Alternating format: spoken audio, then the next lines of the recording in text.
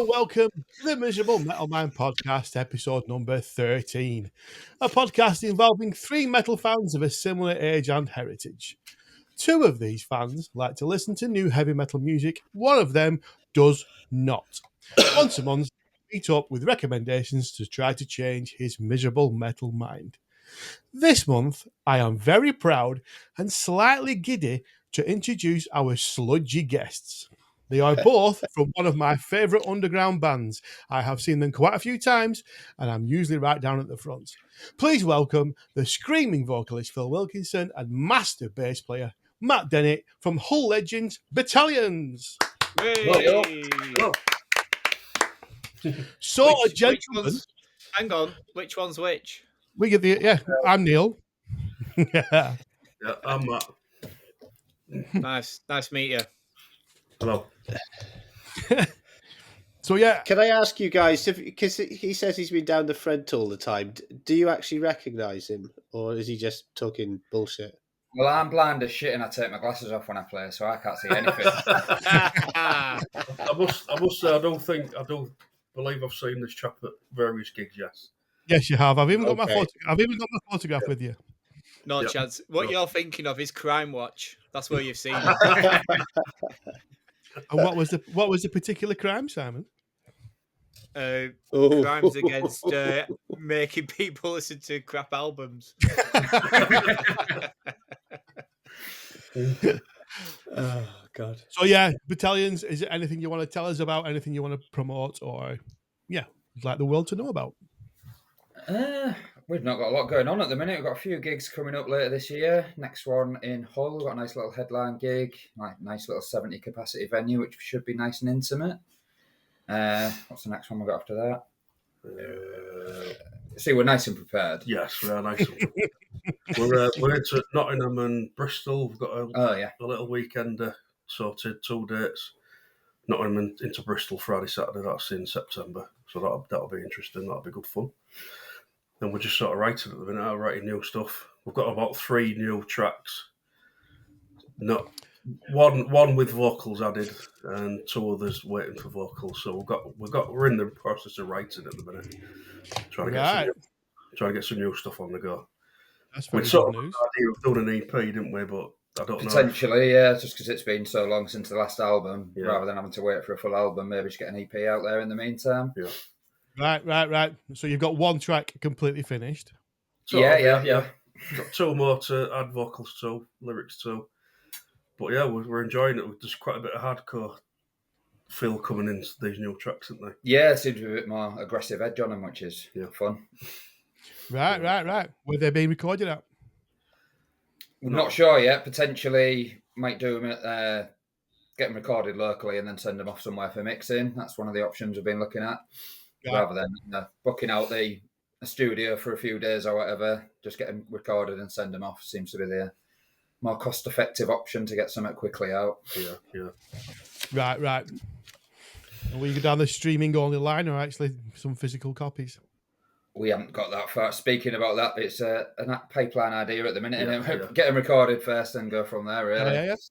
I'd like it to be physical, you know. You can't beat the physical. Maybe it's 7 inches, and it'd be lovely, but we'll see. Yeah. God, do people still make 7 inches? No idea. Really? Well, I think it's selling them off, though, isn't it? People. Well, yeah. Who buys them? It's hard to sell them when you make them. You know, it's a difficult job to get rid of them. Yeah. Does anybody remember the Donington where they give out? They were giving out 7-inch singles, and all we ended up doing was throwing them at the stage. Yeah, I used to go at that age. At that era of Donington. Was it 92, 94, I think one of them, wasn't it? So I'm a bit older than Phil, so that was 20 years between us nearly. No, not quite. I like it. What was the band?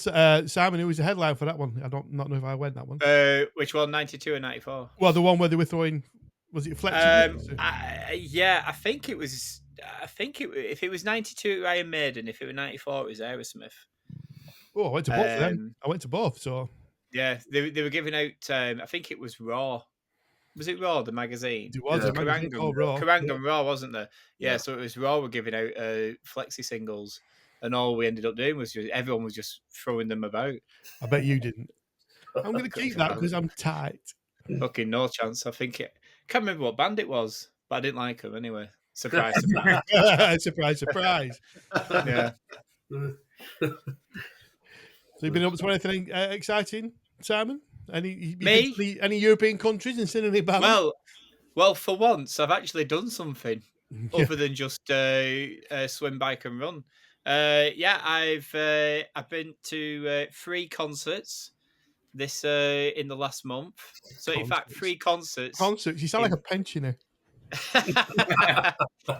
3. I've been to 3 reviews of live acts. I went 30 Seconds from Mars, who were fantastic. I then went to Metallica in Denmark. Whilst I was in Denmark, Paul, this bit is embarrassing. Since the moment I landed in Denmark, it was like a sycophant just constantly pestering me. Are we meeting up for a drink? Where are you now? What time are you back at your hotel? We're here at this bar. We're here at this bar. It's embarrassing, isn't it? You know what I mean? Just the need and want for a friend. You know, just enjoy your time with your wife. You know, why he wants me around there, I have no idea. Anyway, then so we went to from Denmark. I went to Sweden to visit the place where Cliff Burton died in the bus crash with Metallica. So that was an interesting day, a round trip I'll never forget. Then obviously we went watching Metallica in Denmark. Metallica were Metallica. Like you guessed, Paul, I got the fucking hits. I got Bells. I got Sandman. I got what was the instrumental? I got Cthulhu, which I didn't mind too much. Most of the crowd there, though, are like you said, they are there for the Black Album. They're there for Enter Sandman. You know, a lot of them were, yeah. Yeah, the Denmark crowd, fucking wank, absolute boring. No. Listen, I was on the front. You're not. You were at the front standing where there might have been a bit, and I mean a bit of atmosphere. Gone are the days when people turn up to a gig to have a fucking good time. I was getting shouted at and told to sit down. Seriously. To which, if I knew "fuck off" in Danish, well, I know it in English, and that's what they heard a lot. Fuck off! You're at a Metallica gig. Who was saying that? Other fans? Fans wanted to sit down and watch the gig. I'm like, stand up and sing along, you boring fuckers. I won't go to metal gigs where if it's all seated, I refuse. Yeah. I'll just this brings me on to the third band, and what I can only tell you, the best gig I've been to in the last 14 days. Billy Talent, standing room only, lots of energy, smaller crowd, not this big stadium crap, just a nice raw live band, tons of energy in the room. If you wanted to throw each other about, there's a place for it. If you wanted to stand and watch, I suppose there's a place for that. But everyone was there to have a good time, sing along and get involved in the gig. So best one I saw. Then and then I did on Sunday I did Ironman Bolton. Finished 9th in my age group. You're welcome. How many was in the age group? Yeah, they're divided in the age group. In my age group, to 8. In the age group, I think there was about 180 in my age group. Oh, well, fair enough. Credit where credit's due. 104th, I finished all together out of 1,509 people. So there you go. Getting better as I get older. Is that your first? And more exotic. Well, it's still Bolton, isn't it? I know, it's getting worse, isn't it? Ironman Bolton, It's got a lovely ring about it. No, I know. But it was only a half Ironman. It wasn't the full. They're not doing the full in Bolton anymore, so it was only a half. Around twice, would you? Yeah. Well, I could have, Paul. You know, I probably would have won it then.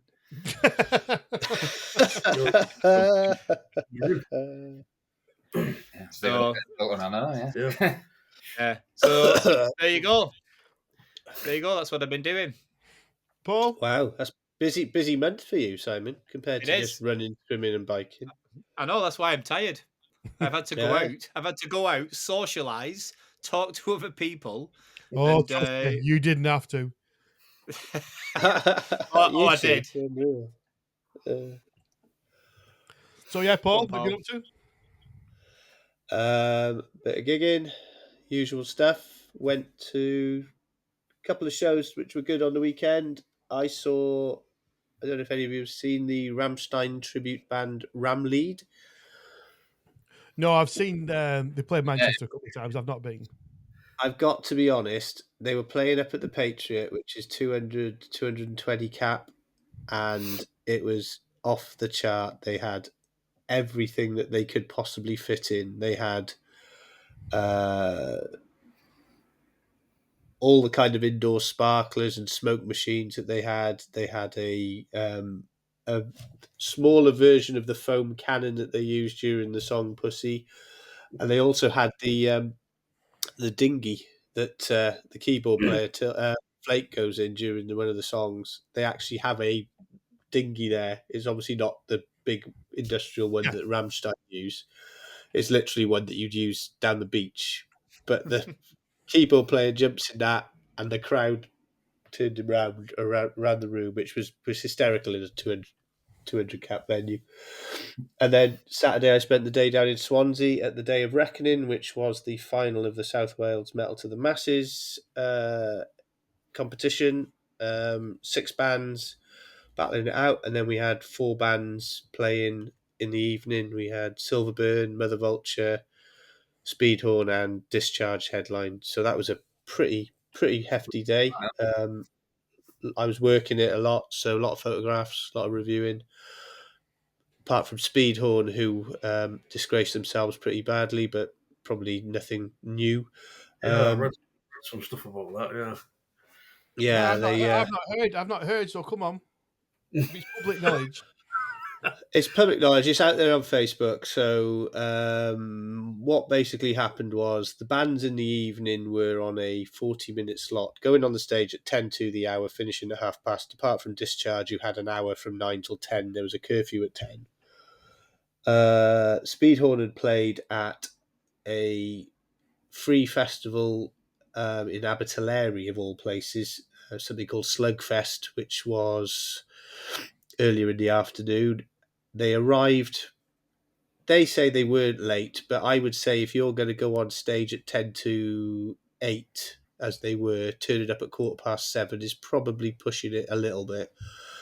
Dumped their gear, headed off to the green room to tuck into the rider, left all their gear backstage, and then had managed to leave their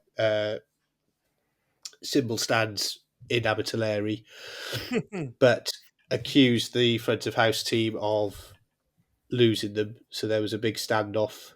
They finally went on stage about 25 minutes late, played a curtailed set, and at the end of the set, one of the singers picked up the vocal monitor at the front of the stage and threw it across the stage, which caused a little bit of damage, as you would expect.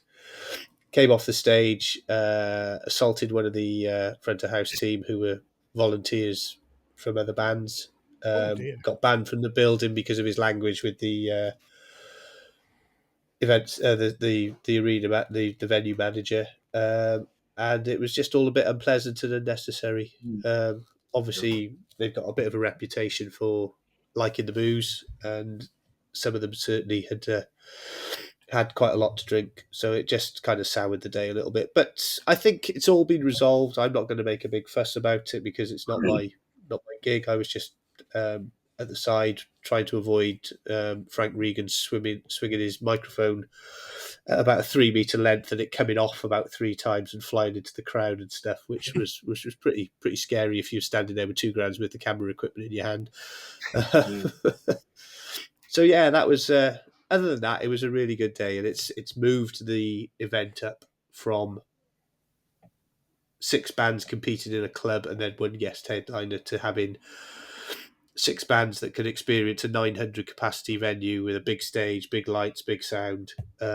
Really put all their effort into it, and then people could either come for the bands the Battle of the Bands, or they could turn up later on just for the other bands and have a good day out. And it was 15 quid in advance, 25 quid on the door. So can't really go wrong.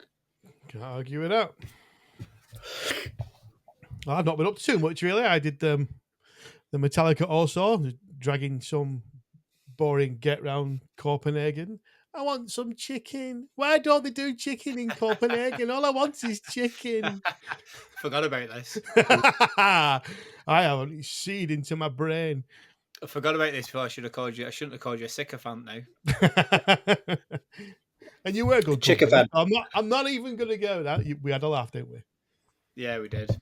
But there is no chicken in Denmark. What the fuck is that about? It was difficult to find. It's unbelievable. Unbelievable. Well, for you, I wasn't bothered, but I don't think I had a piece of chicken all weekend. You only there for one night. Oh, it's yet two. I wasn't. No, all right. Friday, Saturday. Yeah, 2 nights. Oh, you didn't go to the first Friday, show, did you? Just the second one, was it? Friday, Saturday, Sunday. I was there 3 nights. Yeah, you got there Friday night, though. Oh, fucking hell. I got there, you know. I was still there Friday night. All right, fair enough. The sycophant agrees. Yeah, there you go. There you go. But yeah, I've not gigged. I've not done anything besides that. I've had a quiet one. I've got Colville at the weekend, which will have been and gone by the time this comes out. Any bands anyone's ever heard of? These bands that you've seen. Oh. Who's there? I'm not going through it again. All right. Yeah, Thrasher Wolf. I mean, have I seen them? I've spoke to them. I spoke to them. Did you not? No, I fucked off. Let's say you stayed. All right, yeah. Edit this bit. They were brilliant. I will edit this bit. I'll take this bit out. I think Thrasher Wolf would probably laugh about it. Right, well, in that case, then let's go on to our album choices. I'll go first. So I bring to the table a band I first discovered at Bloodstock last year. They swapped round on the Ronnie James Dio stage to allow Sacred Reich to play. At first, I was disappointed when the wrong band appeared on stage, but they blew me away, and they blew my mates away with me. I've never heard of them before, but I checked out an existing album from 2020 when I liked it, but I think this one is a big step up from that. I think they've had a couple of new members since that album from 2021, and this new album is called Dark Superstition. It's a lot more accomplished. I think they have focused on the tunes a little bit more, but it's certainly still death metal. I would say the black metal parts and the noisy bits have been shaved down a little bit.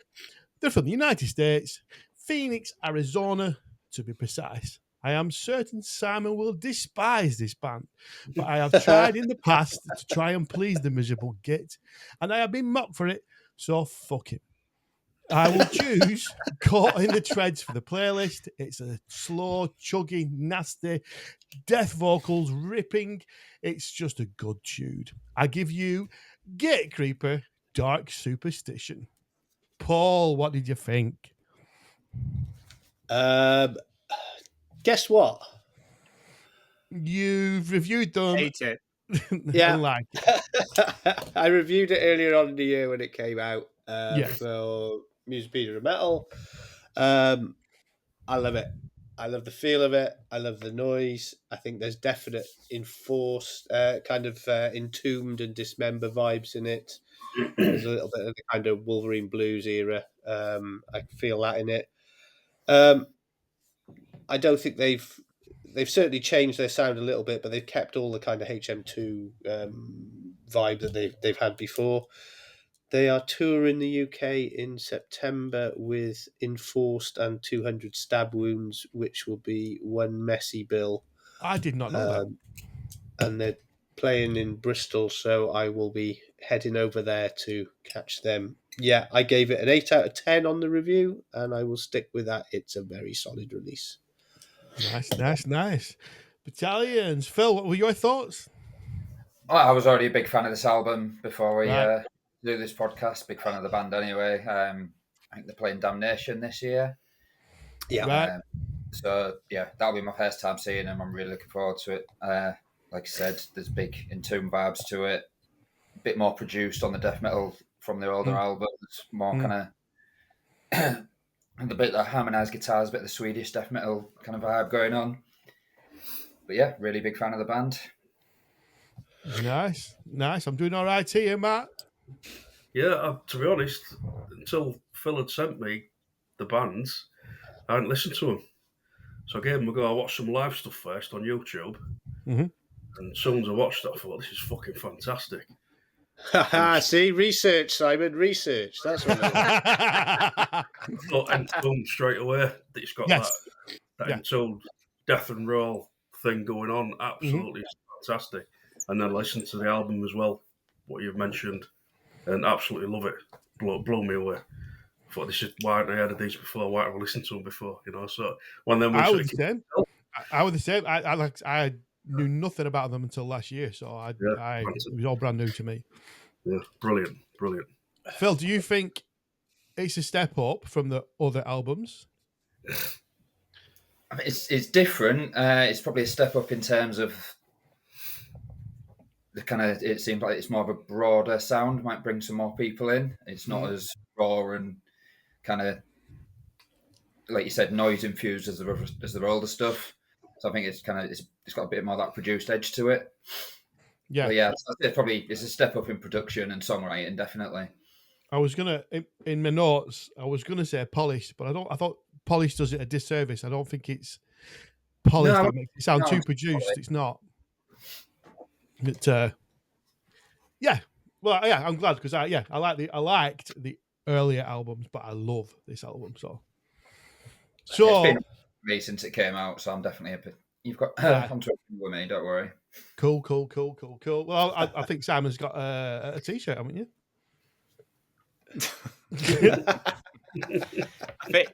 I think if you'd have said polish, it just proves that you can polish a turd. Here we go. Okay, come on. I'm starting to think it's me. Oh, it definitely is.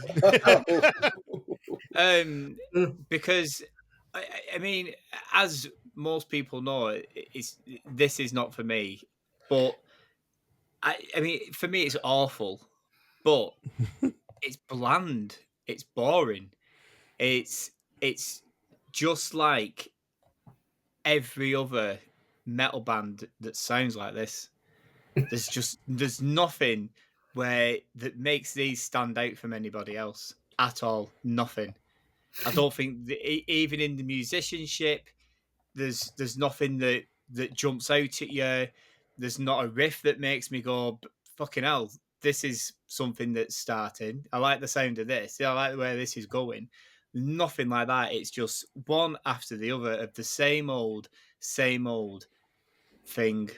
And I was bored shitless throughout. I knew you wouldn't be happy with the vocals, but I did actually think the music may tickle you. No. It's some of the it's some brilliant riffs. Restart the song straight away. I need to hear that again. Yeah, really. And the songs, they sound individual. They don't sound. Every song doesn't sound the same. They don't merge all together. I've got to be honest. I think if you go back and listen to song 1 and 2, they more or less merge into each other.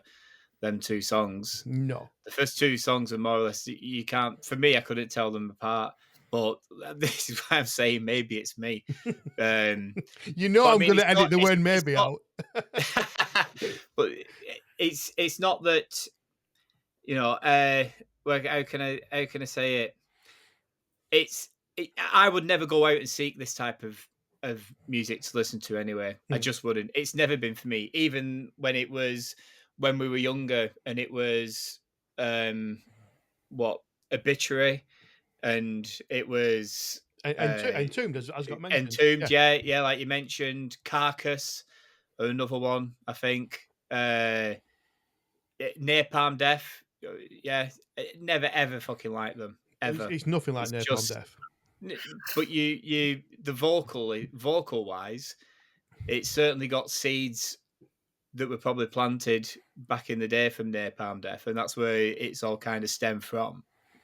Okay, that's a bit of a sensible point, but that's your only one. Oh, reference in Obituary as well. I think there's definitely it's got a big John Tardy influence on his work. Yeah. It's a bigger bit. And And I didn't actually mind Obituary's new album when Yes, we did I remember that. at Christmas. But yeah, and like I said last month, is where's the anthems? Where is that point where the crowd or anyone are just going to get involved with the band? It's all fine going watching a band and they're just blasting this music at you for 40 minutes or so. But where's the point where the crowd can give the band something back? If you're giving out all this energy, where is it coming back to them? Well, you just where you want like the fist pumping, the yeah yeahs, the whoa yeah mamas or whatever you want to do you know what I'm saying though? Where you say, oh, this is the song where we can all kind of where the singer does the thing where they stop and the crowd shout the vocals back at you. There's just none of that. Not here every band is Bruce Dickinson. You can't keep playing for Bruce Dickinson. Well, I don't like Bruce Dickinson. I don't like Bruce Dickinson nor Iron Maiden. I used to, but I don't anymore. But you understand what I'm saying? No, I completely disagree. Having seen them only once, I completely disagree. Completely. And my last point is, it's a crap name for a band. It is a bad name for a band. In the area of all the bands that's been before, they've got to choose something. There's not much left, is there? Yeah. Fair enough. They can't keep going around nicking other people's names. I'll give them that. But they can certainly think. They can have a think about it though. What, as opposed to the fantastic name Supermodel. I think you'll find it was, if you look on the LP, it was Suapa Model because the guy who wrote it's a bit dyslexic. But there you go. So we're having 3-1 in favour of me, which I'm taking as a win. I knew you wouldn't like it. And it's not a competition. Well, it's starting to feel like it. Right, go on then. We'll move on to Paul's. What have you got, Paul? Okay, so I picked, I think it's my first black metal choice since we've started this. I can't think of another one. But it's not black metal in the way that you've been picking black metal. This is melodic. This is melodic black metal. So it's a band called Rotting Christ, who are not exactly new on the scene, 35 years young, maybe even more now, formed in 1987. 14th album, Pro Christou, which is called Before Christ in Greek, I think. Pioneers of the Greek black metal scene, so they are very influential in the kind of extreme world, the underground, etc. Their sound has evolved immensely since their early stuff, which was kind of grindcore and real nasty stuff. Their last 4 or 5 albums, probably from 2010, maybe even a little bit before that, has kind of streamlined into this more melodic, atmospheric style, which it kind of runs through the album. I think it's an album that you can pick individual songs or you can listen to it in a run, and it just kind of works whether you listen to it specifically or whether you've just got it on in the background. It just works for me, and it's just one of those bands that have something about them which not a lot of people do. I don't think they're quite unique in their sound. A lot of the stuff they sing is in their own language, which makes it interesting. I've seen them a few times live at Bloodstock, and I've seen them in a couple of indoor venues.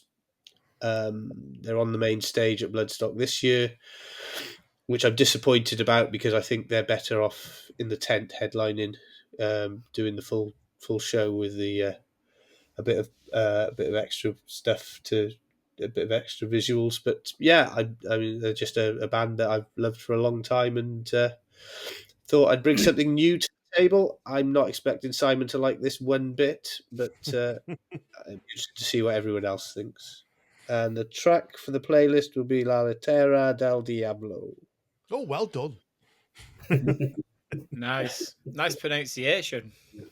I was married to a Greek for 18 years. It's amazing. Oh, wow. All right. Is that what they are? Is it Greek what they are? Yes. Yeah, they're from Athens, yeah. All right, fair enough. Battalions, any thoughts? I give it a listen the other day before I come on. It's a band I've always been aware of, but I've never actually really listened to. So, coming on here, give it a listen. At first, I gotta be honest, I thought it was shit. The first couple of songs. As the album progressed, it really grew on me. I was like, I can really imagine this being, like you say, they're playing Bloodstock probably better in the tempo. Like you say, it's something like towards the end of the album, I found myself really enjoying, like some kind of like fist pumping riffs on there and a bit of theatrics you can imagine going on. Mm-hmm. Maybe not an album I'll probably keep going back to or a band I'll keep going back to, but I didn't hate it by the end of it. Don't know if that's an endorsement or not.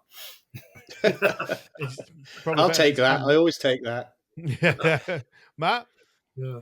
I must be honest, black metal's not really something I listen to much at all. I'm more the Gatecreeper side of things. I'm more the death and roll. I like big riffs and I like big grooves. That's obviously what we do in Battalions, Mm-hmm. So I tend to find it, if things are too intricate and too complicated, and I tend to lose interest.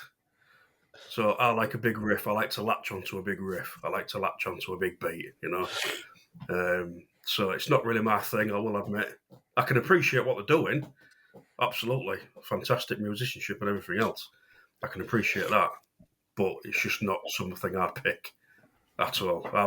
I'm more, like I say, the riffs and groove type of guy, so I like to latch onto something meaty, bang, Yeah, so I like my black metal. Really, really enjoy a lot of my black metal, but it's all the frostbitten, horrible side of it that I love, rather than the kind of symphonic, the big kind of, Yeah, this is a bit more.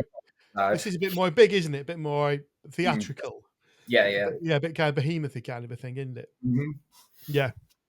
I liked it. I've liked them for a while. Again, not discovered them. I first saw them at Bloodstock 2016, and loved it. Loved it in 2019, and I'm looking forward to it this year as well. It's a bit. The riffs. It's not true black metal. It's certainly not. It's quite hypnotic and. Yeah, it's a bit. I like it. I like it very much. That sounds like I'm going to say I don't like it, and I do. I sometimes have issue with the spoken word bits. Sometimes I think, what that sounds ridiculous, and then sometimes I really like it. It's like it helps with the song. But I'm going to say I do like it. I think it's quite cool, and I'm very much looking forward to Bloodstock. That's me really. Come on, Simon, join in. Well, actually, you're still going to make it 50% one way or the other. Well, I mean, this band being on Bloodstock is one of the reasons not to go to fucking Bloodstock. Isn't it? I mean, it's just fucking shit.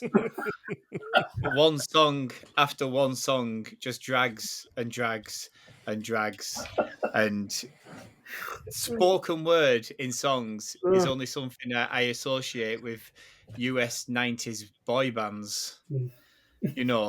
I don't. There's a deep cut for you. Yes, you do know. You're the biggest Boys to Men fan. We know. At one point when I was listening to this album, I parked up on my drive and I was reversing in. And the reversing sensors were going beep, beep, beep. And then it went beep like that. And I just left it in gear for about 2 minutes. And it was better than having to listen to another fucking song on this album. That's how fucking poor this album is. Eventually, I had to turn the engine off, the environment and everything like that. I mean, musically, it's okay, but the songs are they're boring, and there's no life in them. There's no oomph. There's nothing. A bit like the other band, there's not much of a separation from Gatecreeper to this band. Oh, there is. To me. Listen, massive. I listened to this album first. As soon as this finished, Gatecreeper started, and you couldn't really tell the difference from one to the other. You couldn't tell the difference. You could. Apart from the fact that you didn't have some bloke speaking some sermons to you in Greek. He was just, shouting at me instead, which was a welcome change. But musically, I really couldn't tell the difference. Oh But my God, Simon! I'm happy to be proven wrong on that fact. But honestly, after 12 months, I thought we might have got you to appreciate the difference in certain genres, and there's nothing, is there? I've 2 more points on this, and one of them's going to really fucking wind you up. Oh. But these, after a while, to me, just sound like a crap version of Ghost. Fucking hell. Is there a good version? Yeah, it's Ghost, and it's better than Rotting Christ. Do you like Ghost, Simon? No, not really. All right. No, but it's kind of obviously they're a lot heavier, but musically and lyrically, I don't think they're that far apart. I need you to elaborate on that, because you're just saying that to be funny, and you did get a laugh. You got a laugh, so Well, fair enough. But that is just. And my second point, and this involves the last 2 albums, is what's happened to guitar solos. Where are they? Gatecreeper, I counted 3 guitar solos. I didn't count 1 on Rotting Christ. Is it now a dirty word? Are we not allowed to do guitar solos anymore? Guitar solos, really out of fashion. Yeah. And in Gatekeepers, there's one that's about 10 seconds. The first one's about 10 seconds. They do some nice little melodic bits in the Gatecreeper bit but it's not a guitar solo. It's more of an overdub of the guitar. But then when they actually do a guitar solo, I think it's one of the later tracks, 8 or 9 or something. You're thinking it's a nice welcome change. There's nothing like that in this. And like, where are they? Is it bands? Battalions, you tell me. Is it bands not wanting to do it anymore? Is it people from the industry now saying the guitar solo's dead? I don't get it. I pushed for in the band. I pushed for more guitar solos with Pete, don't I? I said to Pete, "Come on, let's put a solo in this track." Yeah, Pete's a fantastic player, and he can do all that with his eyes. Yeah, but he don't. He's not confident doing it. And he doesn't like doing it. So I'd love guitar solos in Battalions. I'd kill for it. But there is only a handful of tracks with some sort of guitar solo in Battalions. I must admit, it's just it's not in vogue nowadays. I don't know why. Because I'm from classic metal era, you know. Yeah. Classic 70s rock guitar solos. You know, that's what you wanted. Yeah. And I mean, I'm not asking for a 5-minute guitar solo in every song, but when the music is sounding so similar and every song's just sounding the same, just do something different in a couple of songs. Just give me something else that I can either latch onto. Because sometimes, like you were saying about some of the intros on the Gatecreeper one, I'll need to rewind that and listen to that again. There's nothing on this that makes you want to do that. And sometimes even opening up with if like the band just all kicks in and it's blasting in your face, but there's a ripping guitar solo from it, you think, fucking hell, this is fucking awesome from the start. You can put them in. It doesn't have to be, a dirty word anymore. No, I agree with you. Guitar solos, I agree. There should be more. Yeah. But they're just out of fashion these days. It's weird. Depending on what the genre it is, it's pretty much out of fashion, really, aren't they? Yeah. And I'd also say about the last 2 albums, because to me they both felt very, very similar, is there's no timing change in the either.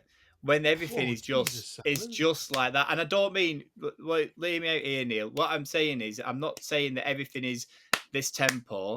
It's everything is either that sped up or that slowed down. It's not. There's no odd timings in it. There's nothing that's just going to make your brain think of something a little different. It's not. Or what was that little bit? What was that little bit? It's not. But we have had other bands where they throw something in. I think it shows a type of musicianship where it does just make the listener go, "What was that? What was that bit he just did?" Or that, even if it's like a middle eighth, in the song. Just do something again. Just do something different that's going to make someone who doesn't like you just stand up and go, "That was a good bit, though. I'll have that bit. Let me just rewind that." So that's my problem, and that's on both the last two albums. The problems I've got, I could have done the same. Could have said the same thing about both albums. You said the same thing about every album. I don't. But that's how like I say, there's nothing on these two at all that just that gets me excited. Okay. Right. So we've got what's that? Yeah, it's a 50 maybe. Yeah. Right, guys, you want to introduce your album, please? Yeah, we're going to go for the latest Iron Monkey album, Spleen and Gourd. Mainly, it's not the band that inspired Battalions now anymore, due to obviously members dying, etc. But Iron Monkey being one of the biggest influences on Battalions, and I think this latest album is kind of a return to form on there. I'm shit at remembering song titles, but was it? Hang on. Concrete. I did have it up. Concrete Shock was my choice. Again, probably because it's one of the ethoses that leads in Battalions. Kind of, there's one big riff and they ride it. It's nothing technical. It's nothing, out there in terms of reinventing anything, but they find a hook and they'll ride it out with some horrible vocals going over the top, which is pretty much the ethos of Battalions. Yeah.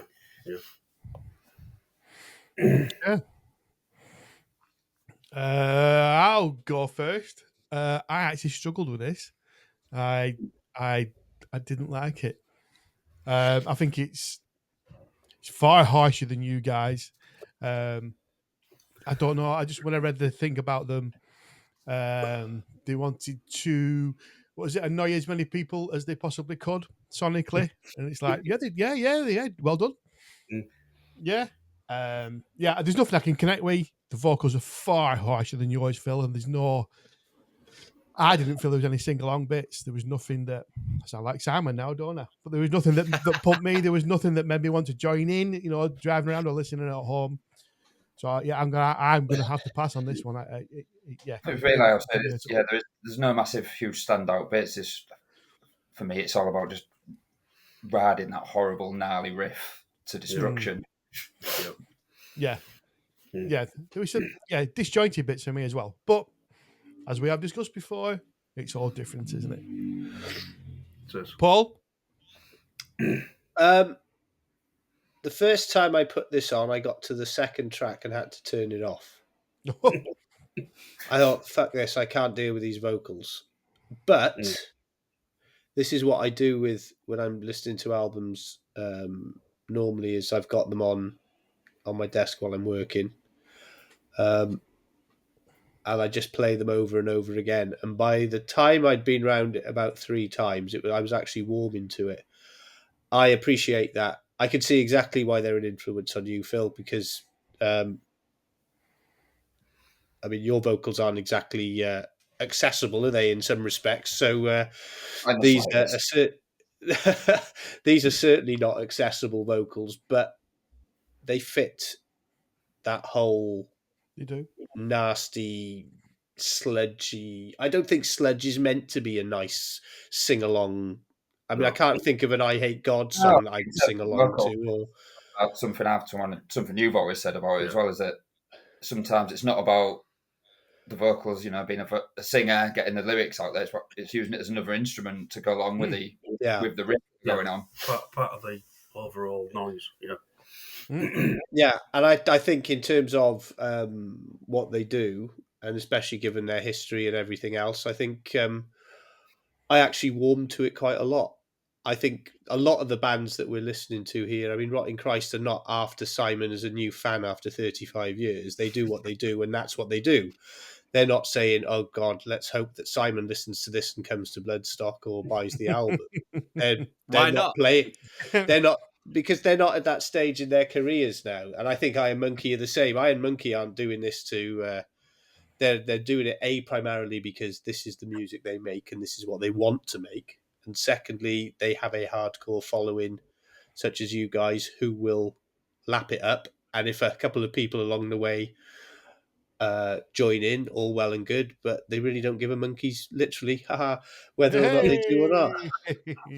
So I actually, once I got stuck into it a little bit, and the usual thing with me with vocals is that sometimes first impressions are I struggle.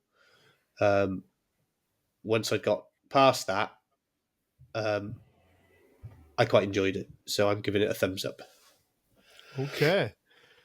Is Simon going to surprise you? I'm guessing not.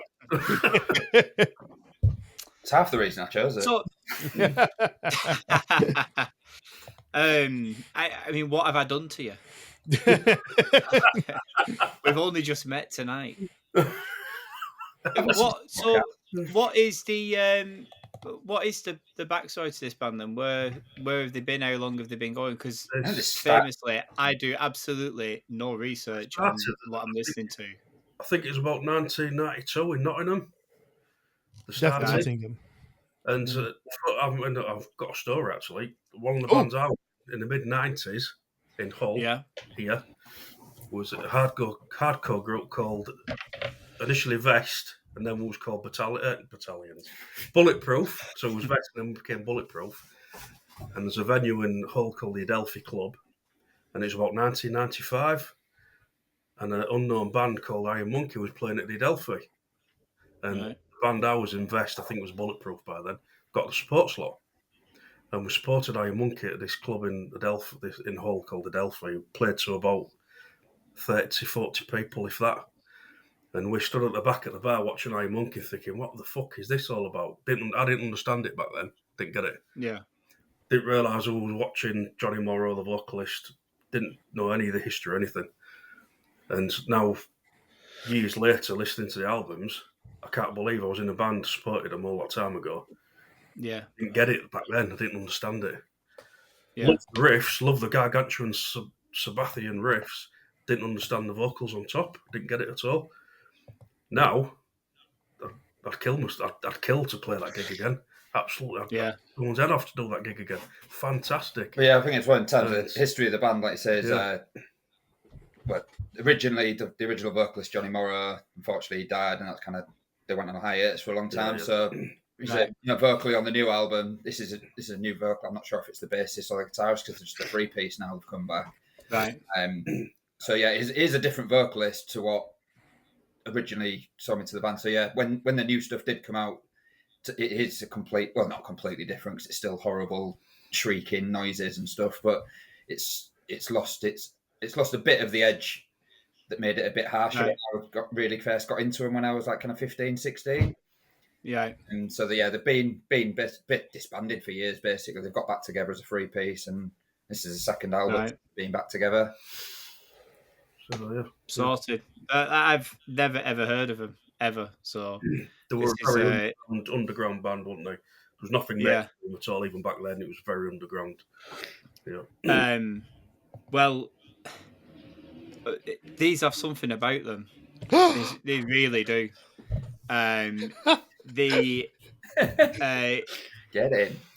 I musically, these are showing you that you don't have to sound like everybody else. Yes. It's heavy without having to sound like the last two bands we've just been speaking about. If someone said heavy metal in this day and age, you're kind of thinking you're not far off the last two bands. Yeah. You're not thinking of this type of music where this is heavy as fuck. But I think there's a groove as well to the music on this. That's why I've always been a big influence on Battalions. It's horrible and disgusting, but there's that groove you can latch on to. They feel like a crossover, and I'm happy to be shot down at this. But if anyone's ever heard of Henry Rollins' band, the Rollins band, and I think they're from Australia. Is it at the Drive-In? Yeah. Did anyone hear them? I think if you merge them two together, you're not far off this. That's not just in sound. I think that's in attitude as well. Yeah. That certainly comes across on it. For me, the best. It's hard to get into, like Paul said, but I think when the music starts off straight away, I was like, "Hang on a minute, this is good." When you were saying before about the riffs. Yeah. When you're saying before about the riffs starting and you going back and listening to it straight away, that's kind of that. My only downside, I don't think it's going to be a massive surprise to anybody, is when he starts singing / shouting / like whatever he's doing. But it was interesting to hear you say he's using it as an extension of the music rather than trying to sing about whatever he wants to get across. He is using his voice as an instrument to add to the others. I don't think you have to do that with what's behind him. I think they could put someone just singing whatever they want in front, and I think they'd still be as good. But that's only me. I've only listened to it once. The best track on it for me was Rap Flag. That was fucking brilliant. And I think it also demonstrates on Rap Flag, he's not as angry as he is on the rest of the. I think it's one where he actually tones it down a little bit. Not for all the song, but for most of the song, he tones it down. I think that's why that comes through as the best song on the album. The very last song where it's just noise. I mean, I've never understand why bands just do that. I mean, that's because they went, "I need to be 30 minutes, this, lads." Yeah. It needs to be fit, but it's 55 minutes. So if they said we need to just toss up, if you had one of them C60 tapes, they just need to do both sides so they could not put any of the songs on. But yeah, I think, listen, like I said, the band's, it's got grooves in it, it's got really good riffs in it, it has some good licks in it. But the best thing I think where these would work is watching them live. I bet these are fucking awesome live. I was thinking I would love to watch this band live because I don't even think the vocals would annoy me as much live because I can only think about what the crowd is like for one of their gigs, and if it's like what I'm in my head, what I think it would be like, I don't think you're listening to the singer anyway. I think you're just having too good a time when the band's kicking in with them riffs. Yeah. If anyone's seen them, then is that true? But well, like I said, like mid-90s when I supported them, watching them was just like, fucking hell, what is this? And the wall of noise from the stage was just unbelievable.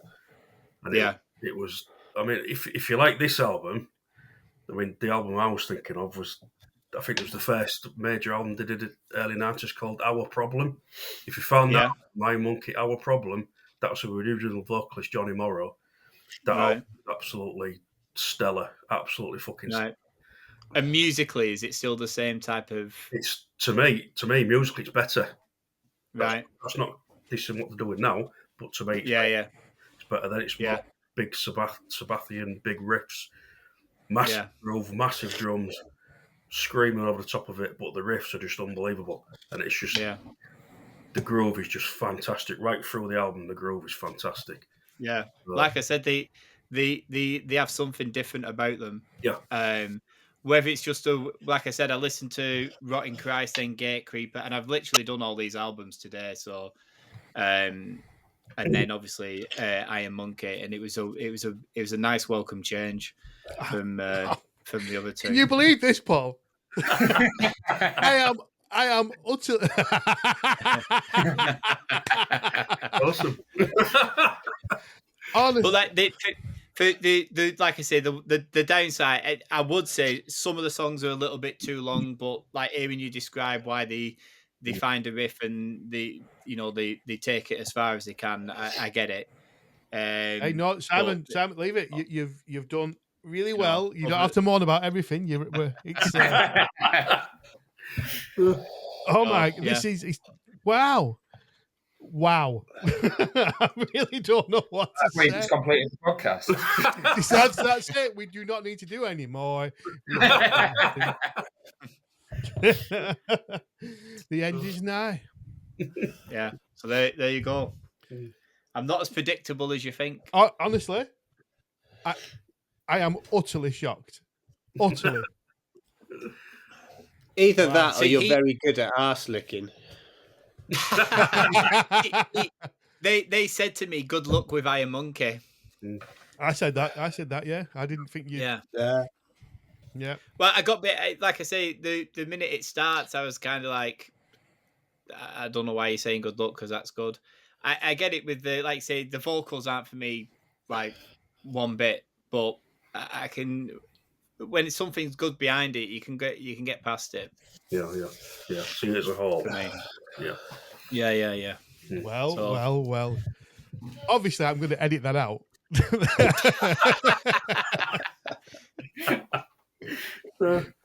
And then we'll go to straight to your classic then, please, Simon. Yeah, right. So I'm going to do this a different way around this time. Oh, okay. So the classic is Pantera. The album is Vulgar Display of Power. And I want to know what you guys think of it before I tell you what I think of it or how I feel about it. So, Battalions, you please. I fucking love this album. When I first did it, I think I was doing my GCSEs. I don't know when if it came out before then or it came out around then. I just remember that's the time I kind of got into Pantera. It's the album title says it all. It's just fucking. It is a vulgar display of power. It's fucking There's riffs. There's fucking the solos, the drum patterns, vocals. Just everything on this album for me. And there's a change of pace on the album as well. It's not just all out for the full album. So it's up there. It's a classic for a reason. Yeah. Well, I'm going to boast again now, aren't I? Yeah. Rock City. Have you supported these? No. But I saw them on this Rock City, Nottingham Rock City on this tour. Rock City, fucking rammed. You couldn't move. Could not move. Yeah. It was that busy, packed. On the Vulgar Display tour? Yeah. Wow. Yeah, 2,000 people were crammed into Rock City. Unbelievable. And it was absolutely incredible gig. And that album to me is just... It's just a brutal fucking metal album. It's just 100% metal in it. So it's what it is, 100% metal. Solos, the vocal, the riffs, the drums, the grooving. Just absolutely like a pinnacle. I suppose I'd say maybe my favourite of theirs is the next one, Far Beyond Driven. I don't know why, but that one's got a special place. But Vulgar still is a pinnacle of a metal album, what it should be, to me anyway. It's a pinnacle, yeah, definitely. Sorted. Neil?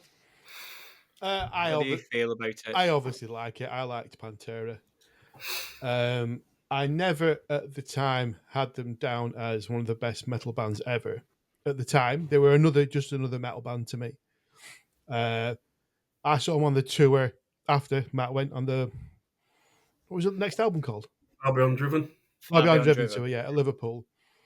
And we were full of skinheads, but it was actually a very, very, very good atmosphere. There was no issues at all. It was fine. Stage diving, everyone got picked up, everyone got thrown around. It were nice and cool. Saw them at Donington as well. I was surprised. I've not listened to this for a long time, and I know almost every track off by heart, but I've not played it for over 10 years. But I was surprised how fast it's not. There's a couple of fast tracks, certainly, fucking Hostile and Rise, but I was surprised that it's not. Some of it's Black Album pace, isn't it? But yeah, solos are good. The drumming's amazing. Bass plays good, and he never gets much. Yeah, absolutely. Yeah, exactly. Yeah, there's it's even mixed very well. But so yeah, it's definitely a classic, Simon. I can't knock you really. Love to do, but I can't. Paul? You're on a roll, aren't you? This is the problem now. I'd love to say something nasty about this, but I can't. I mean, it is a classic. You've picked a classic. It is. I prefer Cowboys. I think Cowboys has got a little bit more variation in it. It's a little bit stuff like Cemetery Gates, etc. Is a little bit more subtle, if you like. It's got the Art of Shredding on, which is one of my favourite Pantera songs. but you can't knock it. It is, and you could see the popularity of the band. You saw the crowd they got at Donington the other week at Download.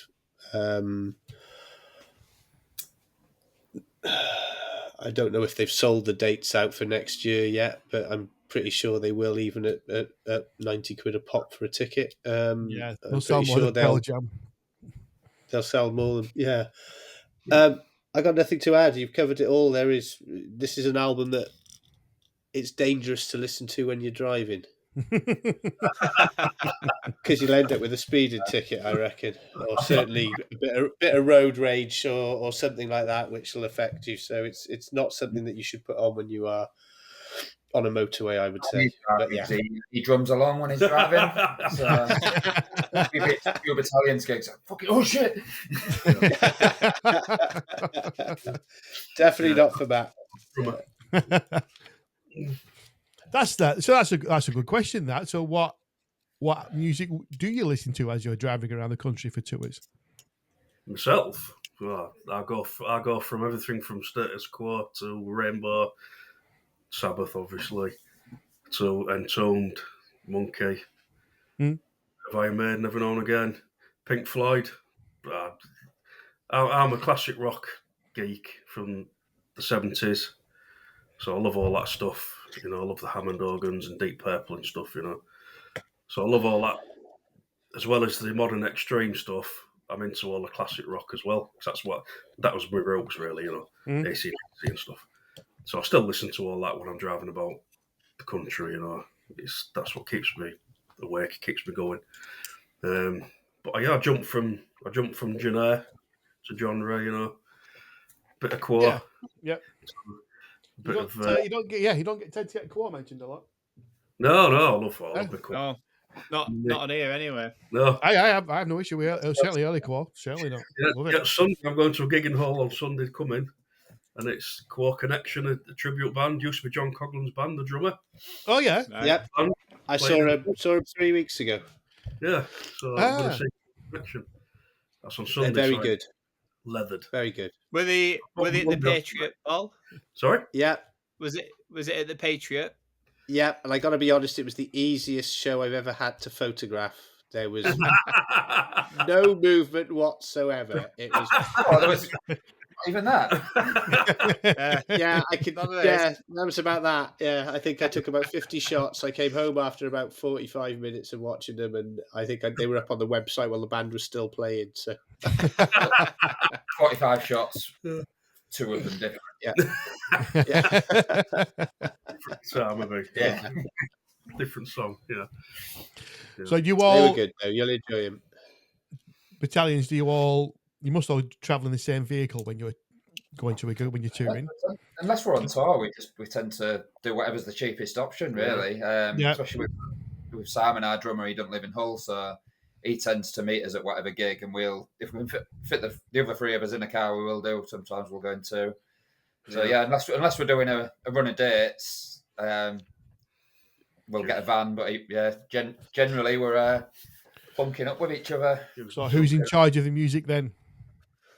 Well, if you're driving, it's you, isn't it? Usually. Right, yeah, driver's privilege. Okay. Yeah, a lot of the time. He sometimes gives me it, but then he'll get a look going, "What the fuck's this?" And I give him it back. So. A lot of music we don't agree on. I must admit, we've got quite different tastes. So, a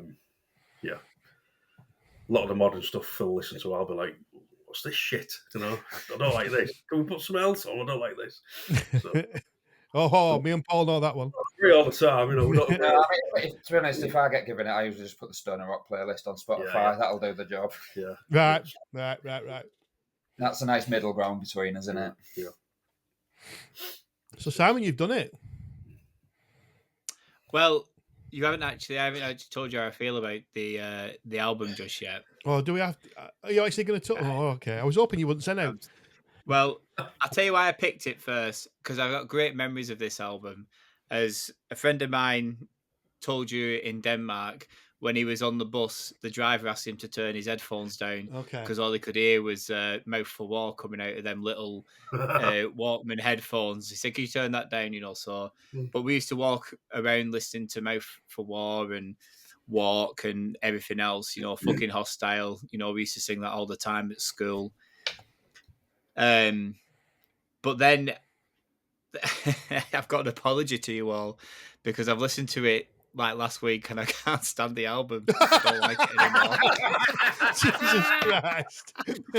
It was too late. It was too late to take and I change it. I genuinely don't.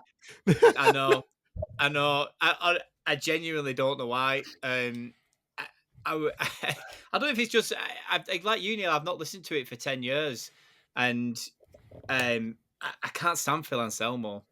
I remembered why I stopped listening to him, and it was because of Phil Anselmo. Oh, you do a very good impression. Can you give us? I do. Come on. I do. No, I'm not going to do it. Come on. I'm not going to do it now. No. Peer pressure. Yeah, exactly. I'm not a performing monkey. Monkey. An iron monkey. And I don't like the sound on the actual album. The sound of the album, I don't like the sound of it. I don't like how the drums sound. I don't like how the guitars sound. I think his guitar tone is pretty crap. When I've listened back to it, and believe me, I hate slagging this off, but the drums effect, the drumming is fantastic. There's nothing wrong with the drumming, and there's nothing wrong with the guitar playing. It's the sound that they chose to put down on the album. It's not for me anymore. The sound of his kick drum goes through me. It's horrible. It's like if when you mic your drums up now and you have the triggers on it that are just giving you like a fake sound that's coming out. I can't stand it. It's horrible. It's not. I can't believe I'm slagging it off. But like you said, the only person that comes out of this band looking good is Rex. Yeah. The bass player. I can say nothing wrong about the bass player. I could go on for hours about how much I don't like Phil Anselmo, but I'm not going to bore us because we've all got lives to live. Is that because is that because he's a dick, or is that because of his just vocal? It's because he's a dick. Yeah.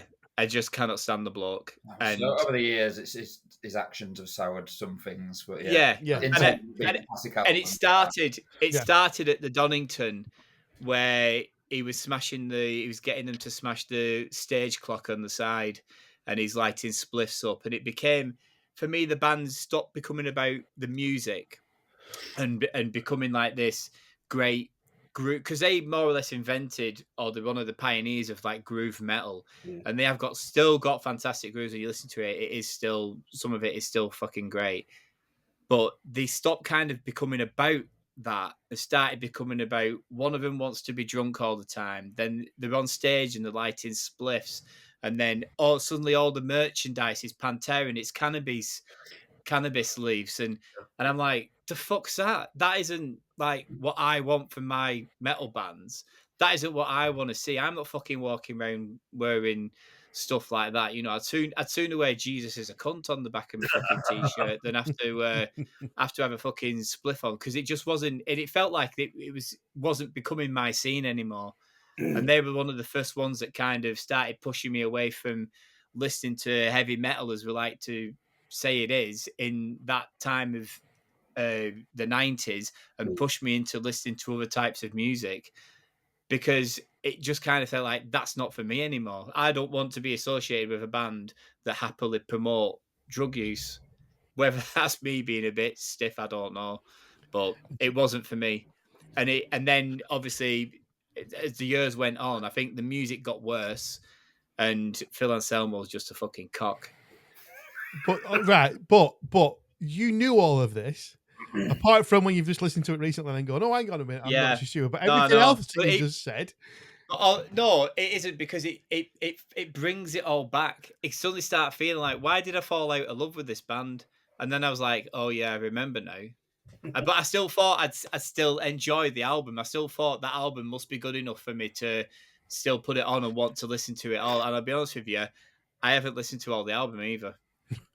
I got to like song 7 and fucked it off. Simon, will you do me a favour? And next time you pick a classic album, will you listen to it before you pick it? Honestly, I wish I'd have gone Sepultura, Her Eyes. I really do. Well, we can have Gentlemen, that. you have been here at a momentous occasion. This is the first time we've ever heard this dick talking humble pie. It is amazing. I really enjoyed it. Late So- really horrible. Hey, This late is you will. What's going on? I know. But listen, I'm not going to pick a song for the playlist because I don't think it deserves to be on a playlist. So if you want to put one on, I will you put can one put on. whatever song you want. In fact, Battalions, you can pick a song. Please don't pick Walk, because that is the worst song they've ever wrote. Do you want to say the track list again? Yeah, go on. Yeah. 1 second. Yeah, Simon. Well, It's one of them. listen, I've got to be honest. You certainly do. I've always said I'll be honest with you. You definitely have to be honest. You definitely. Incredible. When I was very nearly backed out of telling you I didn't like the band when you all liked it. That's why I wanted to know your feelings first. Oh gosh, gotta get up early to beat Simon. I'm gobsmacked today. First Iron Monkey, and now I was this. going to I'm pick just Rise. I'd go for a new level personally.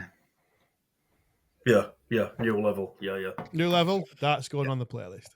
I'd go with okay. It's on. It's on. It's on. There we go. It's all done. There we It's go. all done, and it's not picked by Simon. that. I can't put a disclaimer on it, but it is on there. So. Wow. There we go. 4 albums done. There we go. Anything to add, Neil? I've got. Any jokes? I've got no jokes actually this time. I've got no. No, emails. I've not got. I'm going to skip a joke because I ain't got any. But I tell you what, I have. Seen as I've been such an avid live music person over the last month. Yeah. Does everybody think what I feel is that now when you go into a gig, and I'm going to leave small standing gigs out of this, although it still happens there. Why are crowds so fucking boring now? Yeah, it's awful.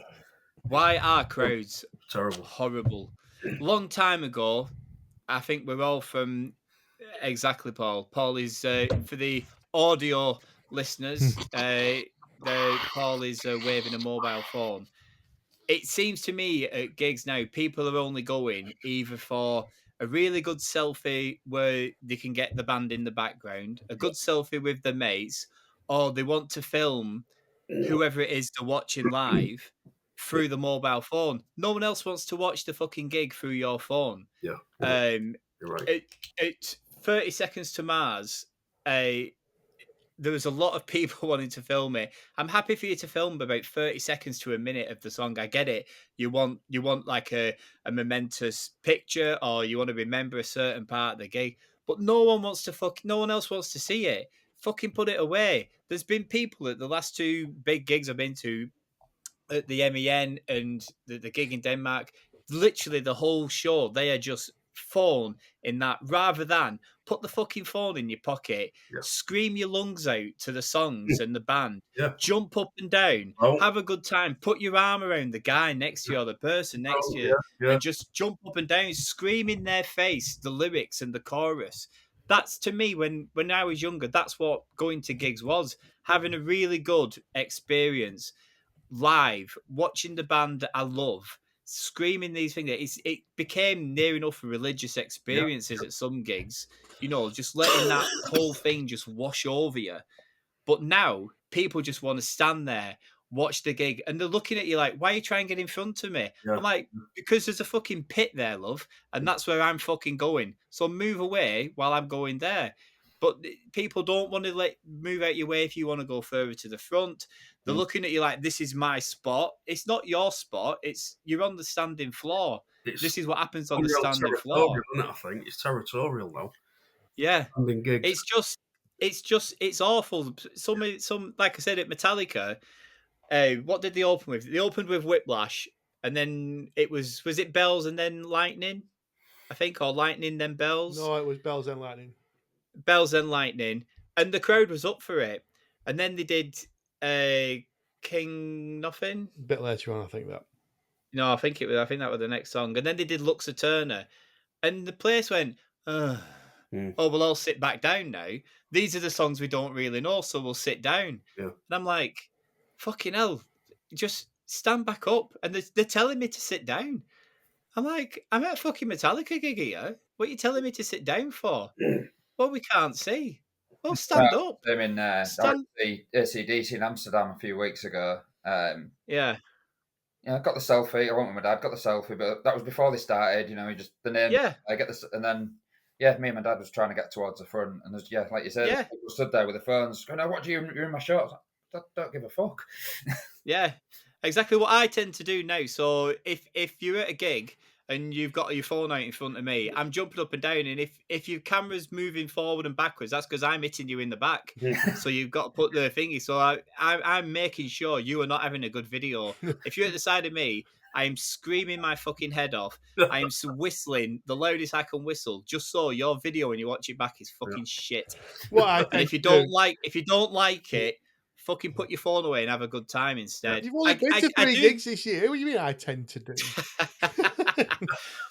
Just a question, Simon. When was the last time before Copenhagen that you'd seen Metallica? Manchester, was it 2019?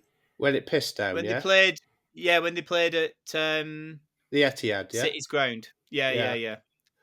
Okay, yeah. And before that, with the fantastic Ghost. Before that. Let me search my memory banks now. I missed them on the Death Magnetic tour out of protest. I'm going back on albums here. All right, Rock am Ring 2008. Okay, so my response to the comment about you're referring to people with phones and Metallica and people not knowing the stuff. There's a certain type of crowd that have grown up with Metallica, and probably some of those people that are now standing there, sitting down, were the ones that were pitted in 1985, 86 when they were playing. And they probably don't want to do that. But Metallica's crowd now, and has been for the last 15 years, certainly the last 3 or 4 times that I've seen them, in the main, aren't interested in doing what you want to do. Does that make it wrong? They're the ones that have paid the money to go and see it. These are the people that will go and see Metallica, Iron Maiden, the Foo Fighters, Red Hot Chili Peppers, people like that in stadiums. They'll probably go to 4 or 5 stadium shows a year and will think that they're big music fans because that's what they do. The challenge is moving away from that and finding the 40 people that go and see Iron Monkey and Bulletproof in 1995 in the Adelphi in Hull, who are there because they want to see the music. Unfortunately, arena shows now and stadium shows are just events. They're not a concert. They're not a gig. It's an event. I've got to say, for you two, it was an event for you because you had a weekend away. It's not just the show was the reason you went, but it was an event. It was a whole event, and I think it's really difficult to accept maybe that the crowd has changed. But I think if you're going to go to 65,000 people watching it, 55,000, 60,000 of those people, Metallica have got what they got. What's it called? The Snake Pit, where you can pay 500 quid and stand down the front. 1,000. The Foo Fighters. It was 1,000. Foo Fighters had a golden circle in Cardiff last week, where people that had paid extra money could stand closer to the stage. So the issue for me about that is not so much people's behaviour. I think people have been conditioned into doing that. It becomes an event. You pay through the nose to go to these events, and people respond accordingly. If you want to jump around, you've got to go to a rock bar with 100 people, or go and see Gatecreeper in the Fleece in Bristol. There will be people standing there with their phones out that night. I guarantee it. Yeah, that is a fair and balanced point. The only thing I would say to that is then it's up to us as more music lovers to be pushing people back to how it used to be then, and be saying to people, put your phones away, have a good time. Because it's fine saying that we're going watching an event. We're not going watching an event. We're going to see something that emotionally charges us. That certain bands, certain songs, certain parts of songs have got people, no doubt all those here, through some hard times. And if you go watching a band, whether that be at the Adelphi or that be at the Etihad, then you have every right to you're there as an expression. You want that bottled up emotion to come out, and if it comes out with that band so in some cases But what if saved you your haven't got life. any bottled up emotions? What if nothing's bottled up? Then do you really like music? Surely music is an emotional thing, isn't it? It moves us all. Doesn't it? 100% it does, but I don't have anything. I don't have anything bottled up waiting to be released. I think you do. Oh, okay. You've probably released. You've probably released it all. You've probably seen every band you want to see, so you've got them emotions out here. There's two of the three bands I've never seen before, and I've been waiting a long time to see them. I think it's why I had such a good time at them particular gigs, mobile phones aside. You know, the crowds were a lot better. Maybe it is a bit of I've seen Metallica too many times. They don't do anything that surprises you anymore. There's nothing new about Metallica. They can change the stage show. They can put a firework here and a firework there. They can have some bouncing balls fall from the ceiling. But it's nothing new. There's nothing surprising about it. A surprise for Metallica would be open a show with Enter Sandman. That'd be a surprise, you know. But you're just not going to get it anymore. So maybe it's just time to not watch them anymore. Maybe that's the last time I'm going to watch them. Right, well, shut up.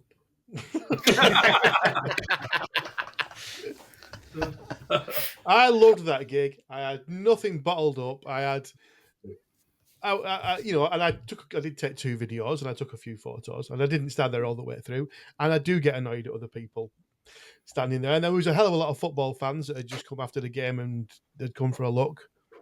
Bollocks to them, I still had a good time. And that what I took away from that gig is the memories of that good band and not everything else that's depressing you. I had a good time. So, well, the world moves in mysterious ways, doesn't it? It does. Where you had a good time. I did. And I had an all right time. You were. I'm not saying I didn't have a good time. I did have a good time. It's just I know you did. You told me you did, so I don't know where this is going. I'm just saying that at certain junctures in certain gigs, it fucking annoys me. Okay.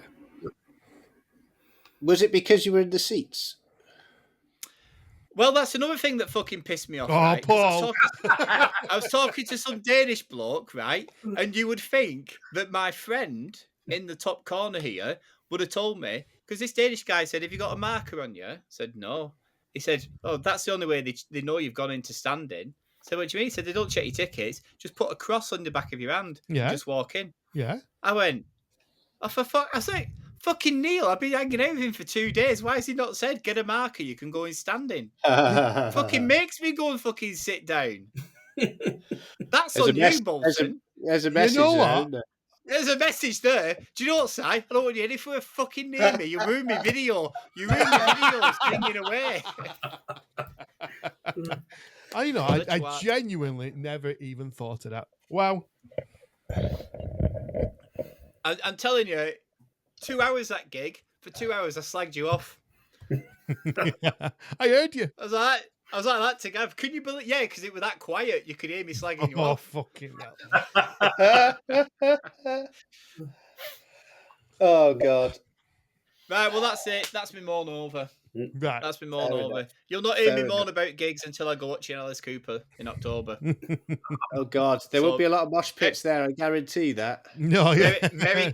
Merry Christmas. I'm gonna moan about an old 80-year-old singing rock music songs.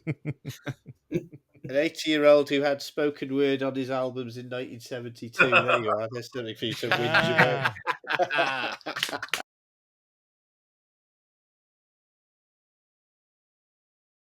So here I am once more in the playground of the broken hearts. Bloody hell, not many people will get that reference. I'm back here in the metaphorical metal rocking chair trying to come to terms with what has just happened. But before I do, how cool were Phil and Matt from Battalions? Thank you very much, guys, for taking the time to come out and join us. We did have a laugh. We also had a shock. Simon liked something quite extreme. And then Simon disliked his own album choice. That's not bad, is it? So, as I always say, please have a listen to the bands we have spoken about. There is a playlist that goes along with this podcast. It's got one track from each band on there, just to give you an idea. But truly, check out Battalions. I love that band. All right, guys, thanks for sticking with us. It really means a lot. Our listenership is growing, and that's really, really cool. We've got merch out there, and that really helps support us. But even a like, a follow, a comment really, really helps the algorithms involved. So anyway, guys, thank you very much. Cheers to Battalions, and ta-da!